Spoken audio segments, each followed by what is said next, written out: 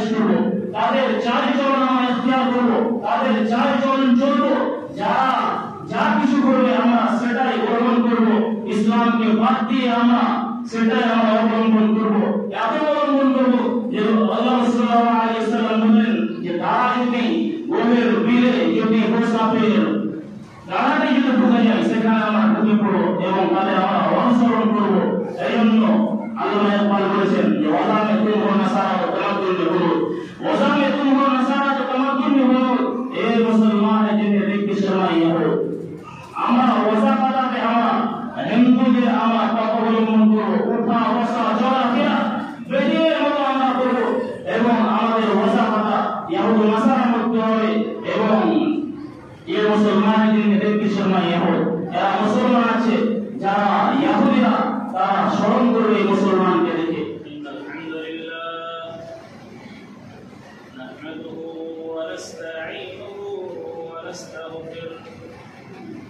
ونعوذ بالله من شرور أنفسنا ومن سيئات أعمالنا، من يهده الله فلا مضل له ومن يضلل فلا هادي له، وأشهد أن لا إله إلا الله وحده لا شريك له، وأشهد أن محمدا عبده ورسوله. أعوذ بالله من الشيطان الرجيم. يا أيها الذين آمنوا اتقوا الله حق تقاته ولا تموتن إلا وأنتم مسلمون. يا أيها الناس اتقوا ربكم الذي خلقكم من نفس واحدة وخلق منها زوجها وبث منهما رجالا كثيرا ونساء، واتقوا الله الذي تساءلون به والأرحام، إن الله كان عليكم رقيبا. يا أيها الذين آمنوا اتقوا الله وقولوا قولا سديدا يصلح لكم أعمالكم ويغفر لكم ذنوبكم، ومن يطع الله ورسوله فقد فاز فوزا عظيما. أما بعد، فإن خير الحديث كتاب الله، وخير الهدي هدي محمد صلى الله عليه وسلم، وشر الأمور محدثاتها وكل محدثة بدعة وكل بدعة ضلالة وكل ضلالة في النار. أعوذ بالله السميع العليم من الشيطان الرجيم. يسألونك عن الساعة قل إنما علمها عند ربي لا يجليها لوقتها إلا هو، ثقلت في السماوات والأرض لا تأتيكم إلا بغتة، يسألونك كأنك حفي عنها قل إنما علمها عند الله ولكن أكثر الناس لا يعلمون. وقال النبي صلى الله عليه وسلم: إن الله يقبض العلم انتزاعا ينتزعه من العباد، ولكن يقبض العلم بقبض العلماء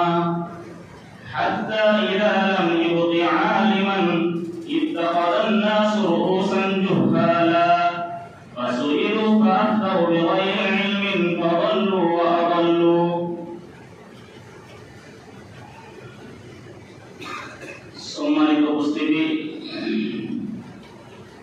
সমস্ত প্রশংসা গুণগান কীর্তন সেই মহান আল্লাহ রাব্বুল আলামিনের জন্য, যিনি আমাদেরকে আজ জুমার দিন অর্থাৎ ঈদের দিন এবং তার সাথে সাথে আমরা আজ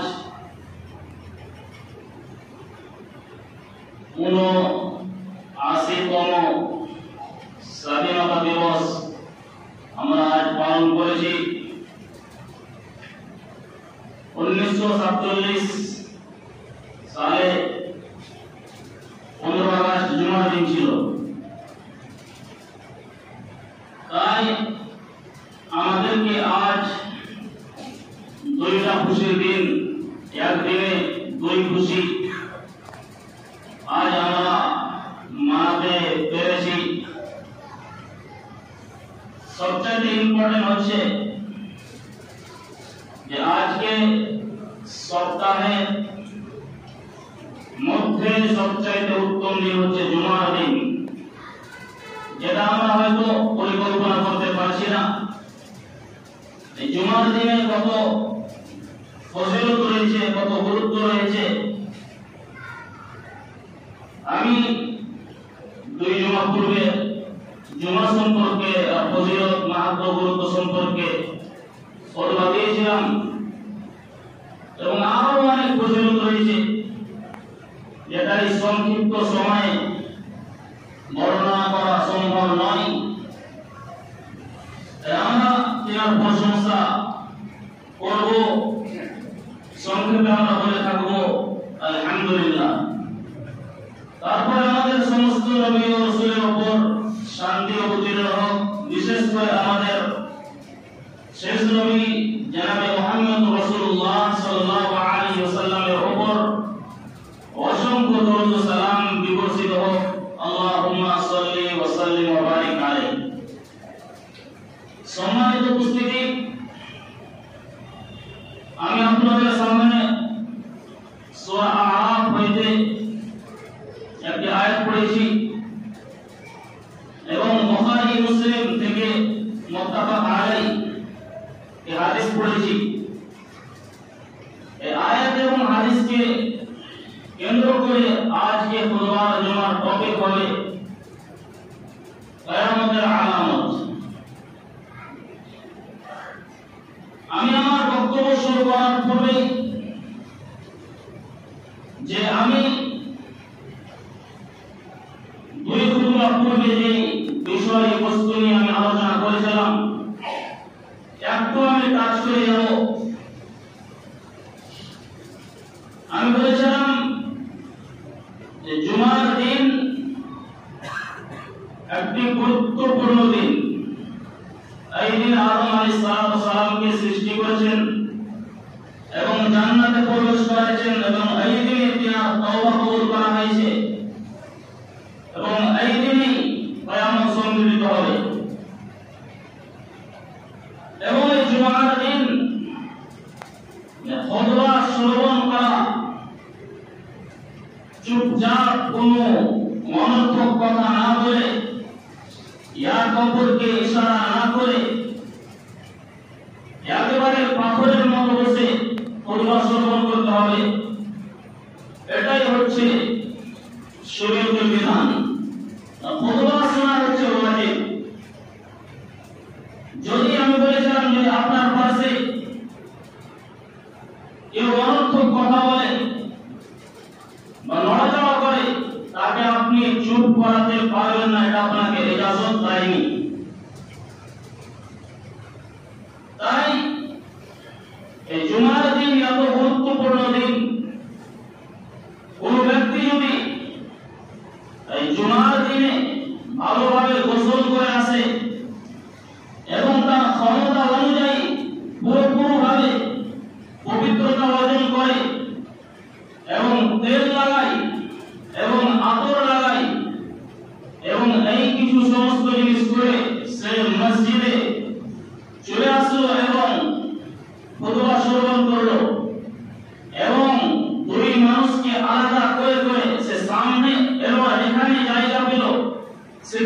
বসে গেল এবং কোন অনর্থক কথা বলল না, ধ্যানপূর্বক ইমামের খুতবা শুনল, তাহলে এই খুতবা, এই জুমা এবং নেক্সট যে জুমা আসবে, এই যে 7টা দিনে যে সে গুনাহ করবে, পাপ করবে, গুনাহে সগীরা, তো আল্লাহ তাআলা এই 7টা দিনের গুনাহ তাকে maaf করে দেয়।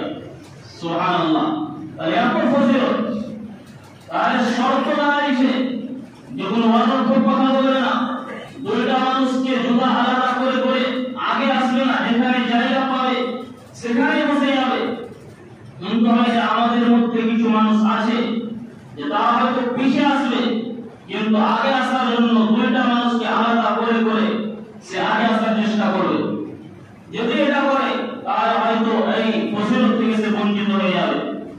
এবং অন্য বর্ণনায় রয়েছে আরো মজিদ 3 দিন, 10 দিনের গুনাহ খাতা তার maaf করে দেওয়া হবে। আরেকটা হাদিস, যে কোনো ব্যক্তি যদি কাউকে গোসল করাবে এবং নিজে গোসল করলো এবং সে খুশবু লাগালো, আতর লাগালো এবং পায়ে হেঁটে এলো মসজিদ, কোনো যানবাহনে চড়ে এলো না এবং ধ্যানপূর্বক ইমামের নিকটে বসে সে খুতবা শ্রবণ করলো, তাহলে আল্লাহ তাআলা তাকে 1 বছরের রোজা রাখা সমান এবং 1 বছরের কিয়াম করার সমান তার খাতাতে নেকি লিখে দেওয়া হবে। সুবহানাল্লাহি আযীম। এত ফজিলত। তাহলে যদি আমরা এই শর্তগুলি মেনে যদি আমরা জুমার দিনে এসে জুমার খুতবা শ্রবণ করি এবং প্রথম ঘড়িতে প্রথম সময়ে যদি আসি, তাহলে ইনশাআল্লাহ আজিজ আমরা এই ফজিলত থেকে বঞ্চিত হব না। 1 বছরের রোজা রাখার সমান এবং 1 বছর কিয়াম করার সমান আমরা নেকি পেয়ে যাব, আমাদের খাতাতে লিপিবদ্ধ হয়ে যাবে।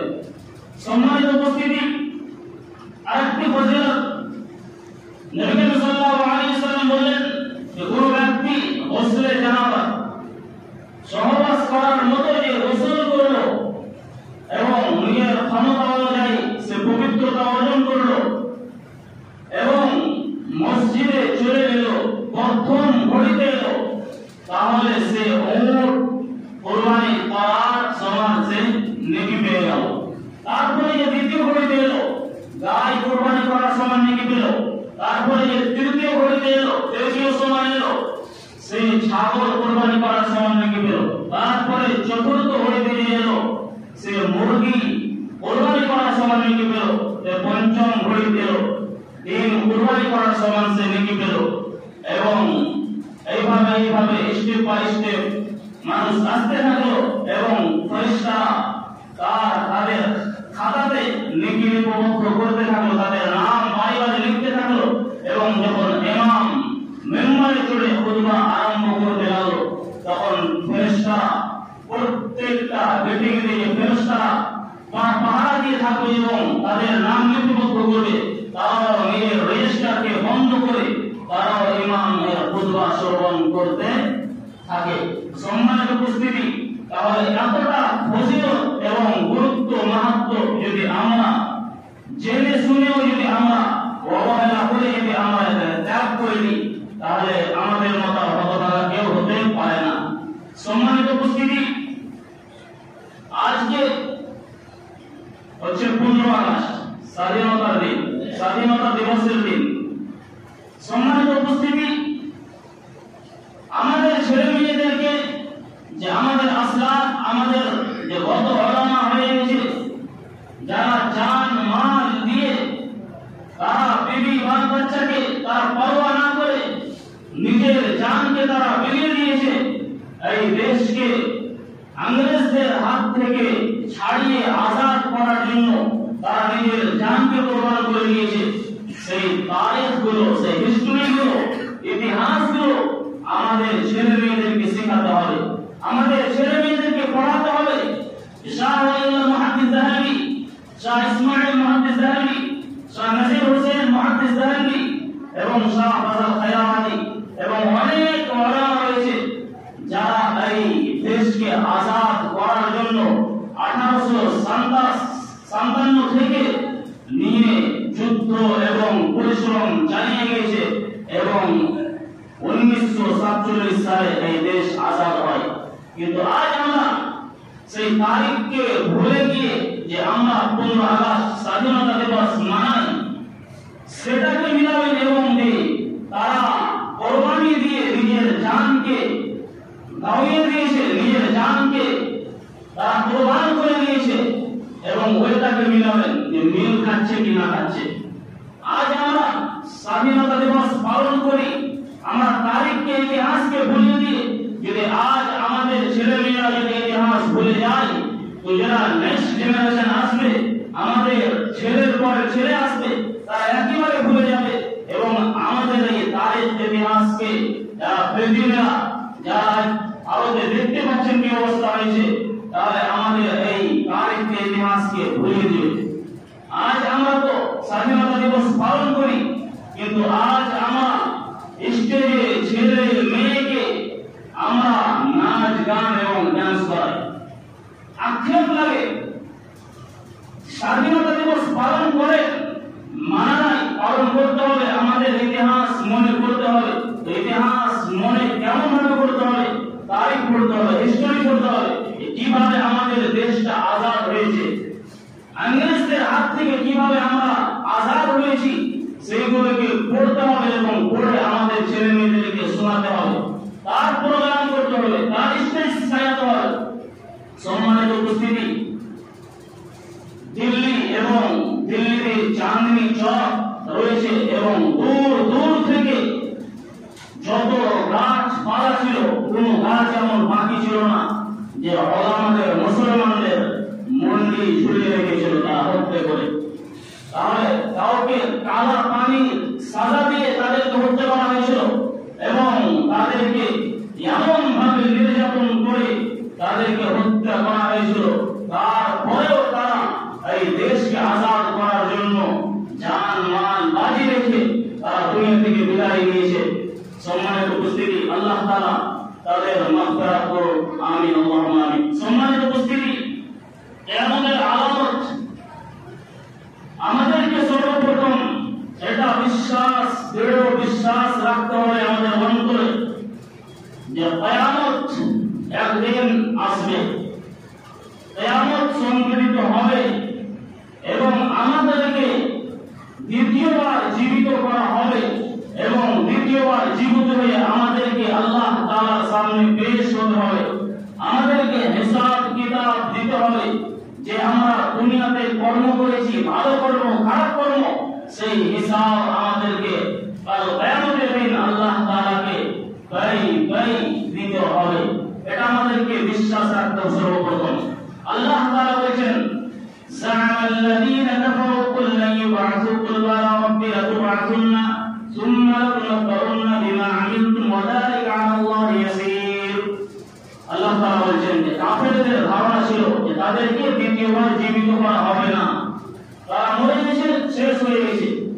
কিন্তু নবী সাল্লাল্লাহু আলাইহি ওয়াসাল্লাম বলেন, আপনি বলে দিন, কেন অবশ্যই আল্লাহর কসম তোমাদেরকে নিশ্চয় তোমাদেরকে জীবিত করা হবে এবং তোমাদেরকে সামনে পেশ করা হবে এবং তোমরা যা কিছু আমল করেছো দুনিয়াতে তোমাদেরকে দেখিয়ে দেওয়া হবে। এটা আল্লাহ তাআলার উপরে একেবারে সহজ সরল আসান। তাহলে আমরা একবার বুঝতে পারলাম যে আমাদেরকে মরার পরে আল্লাহ তাআলা কুদরত রাখেন যে আমাদেরকে দ্বিতীয়বার জীবিত করে আমাদেরকে যখন জীবিত হয়ে যাব তখন আমরা ঝটপট আমরা ময়দানে হাসর, যেটা হাসরের ময়দান হবে, সেখানে আমরা উপস্থিত হয়ে যাব এবং সেখানে হিসাব কিতাব হবে। তারপরে আমাদেরকে বিশ্বাস রাখতে হবে, দৃঢ় বিশ্বাস রাখতে হবে যে কিয়ামত সংঘটিত হবে। কিয়ামতের অনেক আলামত রয়েছে, যে অনেক আলামত আমরা দেখতে পাচ্ছি এবং কিয়ামতের আলামত অনেক পুরো হয়ে গেছে, আমরা দিন দেখতে পাচ্ছি। সম্মানিত উপস্থিতি, এবং আমাদেরকে এটা বিশ্বাসও করতে হবে যে কিয়ামত একেবারে নিকটে রয়েছে। যে আমরা ভাববো যে কিয়ামত অনেক দিন পর হবে, না, কিয়ামত একেবারে নিকটে। আল্লাহ তাআলা বলেছেন, তা'রুজুল মালাইকাতু ওয়ার রূহু ইলাইহি ফি ইয়াওমিন কানা মিকদারুহু 50,000 সানা ফাসবির সাবরান জামিলা ইন্নাহুম ইয়ারানাহু বাঈদা ওয়া নারাহু করিবা। সম্মানিত উপস্থিতি, আল্লাহ তাআলা বলেছেন যে ফেরেশতা এবং রূহ আল্লাহ তাআলার দিকে অগ্রগামী হচ্ছে এমন এক দিনে যে দিন 50,000 বছরের সমান দিন হবে এবং আপনি তখন আপনি উত্তম ভূমিকা পালন করবেন। ইন্নাহুম ইয়ারাউনাহু বাঈদা, তারা সেটাকে অনেক দূরে ভাবছে, কিন্তু ওয়ারাহু কারীবা, সেটাকে আমি একেবারে নিকটে থেকে দেখছি, নিকটে আছে। তাহলে আমরা এই আয়াতটা বুঝতে পারলাম যে কিয়ামত একেবারে নিকটে। কিয়ামত আমাদের উপরে হঠাৎ আসবে, এমন হঠাৎ আসবে যে আমরা দুইজন খরিদ্দার, দুইজন কাপড়ের দোকানে কাপড় ক্রয় বিক্রয় করবে এবং এমন জরুরি কিয়ামত আসবে যে তারা কাপড় গোছাতে পারবে না এবং নিজের শরীরে পরিধান করতে পারবে না। কিয়ামত এসে যাবে। সম্মানিত উপস্থিতি, নবী সাল্লাল্লাহু আলাইহি ওয়াসাল্লাম বলেছেন যে কিয়ামত এবং আমি এইভাবে পাঠানো হয়েছে, কিয়ামত এবং আমাকে। নবী সাল্লাল্লাহু আলাইহি ওয়াসাল্লাম ইশারা করে বলেছেন যে শাহাদাতের আমল এবং মুক্ততার আমল যে তোমরা দেখতে পাচ্ছ, এইভাবে আমাকে এবং কিয়ামতকে পাঠানো হয়েছে। তাহলে কিয়ামত এত নিকটে রয়েছে যে এই দুটি আমলের মধ্যে আর কোনো আমল নাই। আরেকটা অর্থ যে আমি হচ্ছে শেষ নবী, আমার পরে কোনো আর নবী আসবে না, আমার পরে কিয়ামতই আসবে। তাহলে আমরা বুঝতে পারলাম যে কিয়ামত একেবারে নিকটে। সম্মানিত উপস্থিতি, কিয়ামতের আলামত অনেক রয়েছে। উলামায়ে দ্বীন কিয়ামতের আলামত দুই ভাবে বিভক্ত করেছেন। একটি কিয়ামতের আলামত হচ্ছে বড় আলামত এবং দ্বিতীয় হচ্ছে ছোট আলামত। বড় আলামত থেকে আমরা বুঝতে পারি যে দাজ্জাল কিয়ামতের পূর্বে, এটা কিয়ামতের পূর্বে আসবে। দাজ্জাল আসবে, ইমাম মাহদী আসবে, ঈসা আলাইহিস সালাম অবতীর্ণ হবেন এবং ঈসা আলাইহিস সালাম দাজ্জালকে হত্যা করবে এবং দাওয়াতুল আরদ এবং ইয়াজুজ মাজুজ জমিন থেকে তারা বের হবে এবং সূর্য পশ্চিম দিক থেকে উদিত হবে। তাহলে এগুলো হচ্ছে বড় আলামত। ছোট আলামত যেমন ইলমকে উঠিয়ে নেওয়া হবে, মূর্খতা বেড়ে যাবে এবং জিনা ব্যভিচার আম হয়ে যাবে, মানুষ মদ্যপান আমভাবে করবে, মানুষ বিল্ডিং বানাতে গিয়ে এরকম করে সরকার করে যাবে, আগে বাড়ার চেষ্টা করবে, অনেক রয়েছে। সম্মানিত উপস্থিতি, তাহলে এইগুলো হচ্ছে কিয়ামতের আলামত। আরো অনেক কিয়ামতের আলামত রয়েছে। যেমন একটি হাদিসে নবী সাল্লাল্লাহু আলাইহি ওয়াসাল্লাম বলেছেন লা তাকুমুস সাআ, কিয়ামত সংঘটিত হবে না যতক্ষণ না দুই বড় দলের মধ্যে লড়াই হবে না এবং তাদের মধ্যে অনেক বড় লড়াই হবে, অনেক বড় যুদ্ধ হবে এবং তাদের দাদা দাদি একই থাকবে।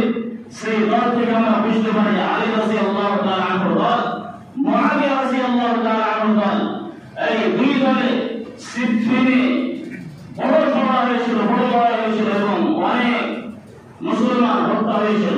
কিন্তু আমরা এখান থেকে আমরা কি শিক্ষা নিব যে তারা মুসলমান ছিল, সাহাবী ছিল এবং দুই সাহাবীর মধ্যে এত লড়াই কেন? আমাদেরকে এই জিনিস নিয়ে, এই বিষয় নিয়ে আমাদেরকে ভাবতে হবে না। যেটা আল্লাহ তাআলা করেছেন, যেটা করেছেন ভালো হয়েছেন, এটাই আমাদেরকে বিশ্বাসের মাঝে রাখতে হবে। তারপরে 30 জনের মতন দাজ্জাল আসবে কিয়ামতের পূর্বে এবং 30 জনেরই তাদের দাবি থাকবে যে তারা আল্লাহর রাসূল। নম্বর 3 যে ইলমকে উঠিয়ে নেওয়া হবে। ইলমকে উঠিয়ে নেওয়া হবে মানে ইলম থাকবে কিন্তু আমল থাকবে না, ইলম নামের থেকে যাবে। মানুষ ইলম অর্জন করবে, মানুষের মাথায় টুপি থাকবে, মুখে দাড়ি থাকবে, লম্বা লম্বা পাঞ্জাবি পরিধান করবে, কিন্তু তাদের মধ্যে কোনো আমল বলে কিছু থাকবে না, আমল থাকবে না। ইলম অর্জন করবে কিন্তু আমল থাকবে না এবং আমলবিহীন ইলম কোনোভাবে আসবে না। তারপরে সময় ঘনিয়ে আসবে। সময় ঘনিয়ে আসবে অর্থাৎ যে সময় এত দ্রুত মানুষের মধ্যে দুর্নীতি দ্রুত ছড়িয়ে পড়বে। যেমন আমরা দেখছিলাম যে 1 বছর সেই কোনো ঘটনা হতো, সেটা 1 বছর ছড়িয়ে যেত, কিন্তু কিয়ামতের পূর্বে সেই ঘটনা 1 মাসের মধ্যে ছড়িয়ে পড়বে। 1 মাসের জায়গায় কিছু ঘন্টার মধ্যে ছড়িয়ে পড়বে, কিছু ঘন্টার জায়গায় কিছু সেকেন্ডে ছড়িয়ে পড়বে। যেমন আজকাল সোশ্যাল মিডিয়ার জামানা, কোন জায়গায় কোনো ঘটনা হচ্ছে মিনিটে পুরো দুনিয়াতে ছড়িয়ে পড়ছে। তাহলে সময় একেবারে ঘনিয়ে আসবে। আরেকটা এর অর্থ হচ্ছে যে সময় একবারে সংকুচিত হয়ে যাবে এবং সময় থেকে বরকত হারিয়ে যাবে। আজ আমরা দেখতে পাচ্ছি আমাদের সময় আছে, কিন্তু আমরা সময় বুঝতে পারি না। হঠাৎ সকাল হচ্ছে, সকাল হতে না হতে দুপুর হয়ে যাচ্ছে, কি করছি না করছি আমরা টের পাচ্ছি না। সময় বেড়ে চলে যাচ্ছে, বছর পানির মতো চলে যাচ্ছে এবং মাস, এটা হচ্ছে সময় সংকুচিত হয়ে যাবে এবং সময় থেকে বরকতকে আল্লাহ তাআলা উঠিয়ে দিবে। সম্মানিত উপস্থিতি, এবং মানুষ বিল্ডিং বানাবে এবং বিল্ডিং বানাতে গিয়ে এক অপরে ফখর করবে, তারা মোবারকা করবে যে একটা সে বিল্ডিং করেছে, আমি 2 তলা করব, এইভাবে রব করবে এবং ফখর করবে। এটা হচ্ছে কিয়ামতের একটি আলামত। এবং 2টা মানুষ, একটি মানুষের কবরের কাছ দিয়ে এক মানুষ হেঁটে যাবে এবং সে আফসোস করবে, আক্ষেপ করবে যে কাশ আমি এই জায়গাতে হতাম। আজকে এটাও হতে চলেছে এবং আমরা আফসোস করি যখন আমরা কোনো ডিপ্রেশনে বা কোনো চিন্তায় চিন্তিত হই, তখন আমরা বলি আমাদের মরণ কেন হয় না, আমরা এই জায়গাতে কেন, আমি যদি এই জায়গাতে হতাম তো ভালো হতো।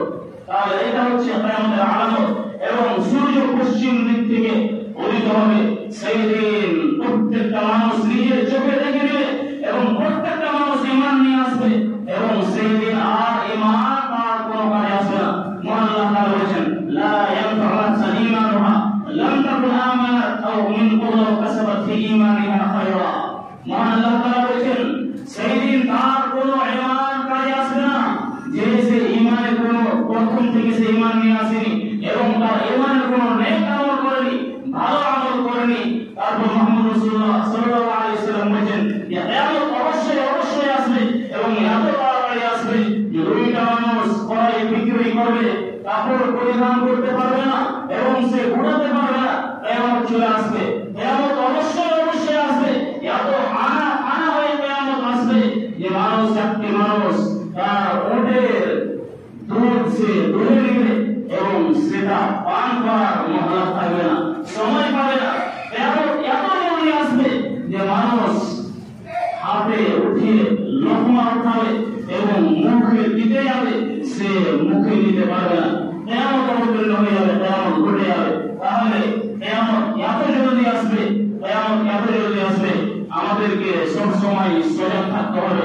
সম্মানিত উপস্থিতি, কিয়ামতের আলামত আরো অনেক রয়েছে, যেমন উলামাদেরকে কিয়ামত ইলম উঠিয়ে নেবে এবং উলামাদেরকে ধীরে ধীরে আস্তে আস্তে এই পৃথিবী থেকে যেটা হক আলেম তাদেরকে উঠিয়ে নেওয়া হবে।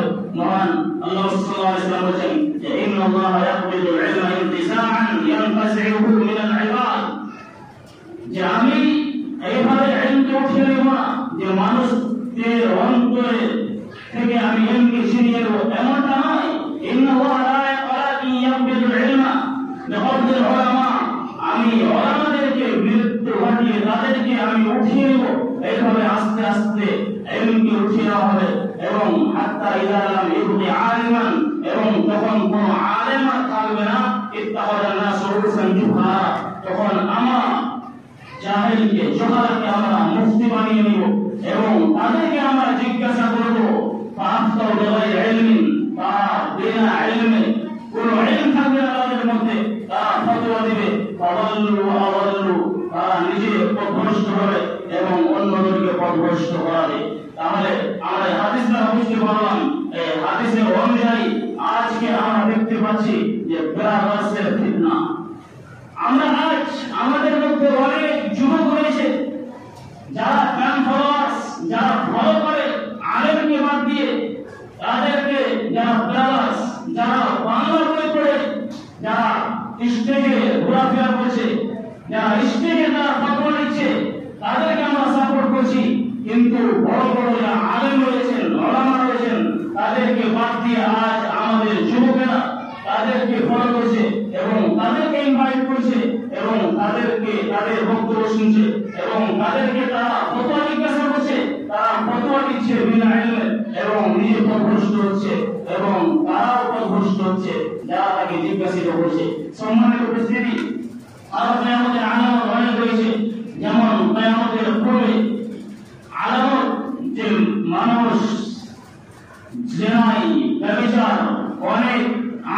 যাবে এবং মহিলার সংখ্যা অনেক বেড়ে যাবে, পুরুষের সংখ্যা কমে যাবে। মহান আল্লাহ রাসূল সাল্লাল্লাহু আলাইহি সাল্লাম বললেন যে কিয়ামতের পূর্বে ওয়া তাকসুরাল নিসাআ, মহিলার সংখ্যা অনেক বেড়ে যাবে এবং পুরুষের সংখ্যা কমে যাবে এবং একটা পুরুষের 50টা মহিলা এসে জমা হবে এবং তার পিছনে পিছনে ঘুরবে। এগুলো হচ্ছে কিয়ামতের আলামত। কিয়ামতের আলামত যে আমরা ইয়াহুদ ও নাসারা আমরা পরওয়ারিশ করব, তাদের চালচলন আমরা ইখতিয়ার করব, তাদের চালচলন চলব, যারা যা কিছু করবে আমরা সেটাই গ্রহণ করব, ইসলামকে বাদ দিয়ে আমরা সেটাই আমরা অবলম্বন করব।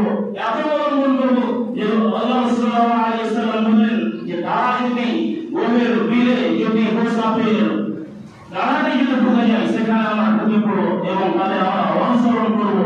এই জন্য আল্লাহ ইকবাল বলেছেন যে ওয়াজামে তুমহু নাসারা তামাদ্দুনি হুদুদ, ওয়াজামে তুমহু নাসারা তামাদ্দুনি হুদুদ। এই মুসলমানের জন্য দেখি সময় হবে আমরা ওয়াজা কাটাতে আমরা হিন্দুদের আমরা কত অবলম্বন করবো, উঠা বসা চলাফেরা বেরিয়ে মতো আমরা করবো এবং আমাদের ওয়াজা কাটা ইয়াহুদ নাসারা করতে হবে এবং ये मुसलमान दिन देखी সময় ইয়াহুদ এরা মুসলমান আছে যারা ইয়াহুদিরা তারা স্মরণ করবে মুসলমানকে দেখে। সম্মানিত উপস্থিতি, আজ আমরা এত পিছিয়ে আমরা হয়ে গেছি যে আমরা ইয়াহুদ ও নাসারা আমরা প্রত্যেকটা চাল চলন আমরা অবলম্বন করছি, আমরা চুল কাটছি।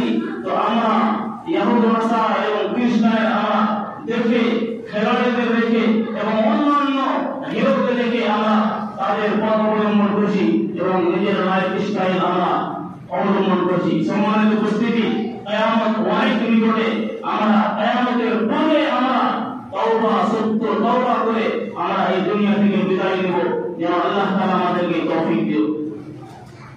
আল্লাহ তাআলার কাছে দোয়া করব পরিশেষে, হে মহান আল্লাহ রাব্বুল আলামিন, যে কিয়ামতের অনেক ভয়াবহতা রয়েছে। আজকে আলামত সম্পর্কে বললাম, ইনশাআল্লাহ যদি আল্লাহ তাআলা হায়াতে রাখে তাহলে কিয়ামতে যে ভয়াবহতা রয়েছে, কত ভয়াবহতা রয়েছে সেই সম্পর্কে আলোচনা করব ইনশাআল্লাহ। আল্লাহ তাআলা তুমি আমাদেরকে কিয়ামতের যে হলনাকি কিয়ামতের কঠিনতা থেকে আল্লাহ তাআলা তুমি আমাদেরকে হেফাজত করিও, মরণ আল্লাহুম্মা আমিন। হে আল্লাহ তাআলা, আমাদের মধ্যে যারা অসুস্থ আছে তাদের আল্লাহ তুমি শিফায়ে কামিল আজিল আতা করো। আমাদের মধ্যে যারা কবরবাসী হয়ে গেছেন আল্লাহ তাআলা তুমি তাদের কবরে যদি আযাব হয়ে থাকে কোনো কারণে তাদের কবরের আযাবকে হালকা করে দিও। হে আল্লাহ তাআলা, আমাদের এত দিন থেকে আমরা পিছিয়ে সরে আছি, আল্লাহ তাআলা তুমি আমাদেরকে বোঝার শক্তি দাও, ক্ষমতা দাও, যেন আমরা তোমার এই দিনকে জড়িয়ে আঁকড়ে ধরতে পারি এবং তোমার ইবাদত করতে পারি। হে আল্লাহ তাআলা, তুমি আমাদেরকে ক্ষমতা দিও যে আমরা এই যে আয়াত কোরআন হাদিস থেকে আমরা এই শ্রবণ করলাম এর উপর আল্লাহ তাআলা আমল করার তৌফিক দান দিও। আল্লাহুম্মা আমিন। বারাকাল্লাহু লানা ওয়া লাকুম ফিল কোরআনিল মাজিদ ওয়া নাফা'নি বিআয়াতিল হামিদ ইন্নাহু তাআলা জাওয়াদুন কারীমুন মালিকুন রাউফুর রহিম।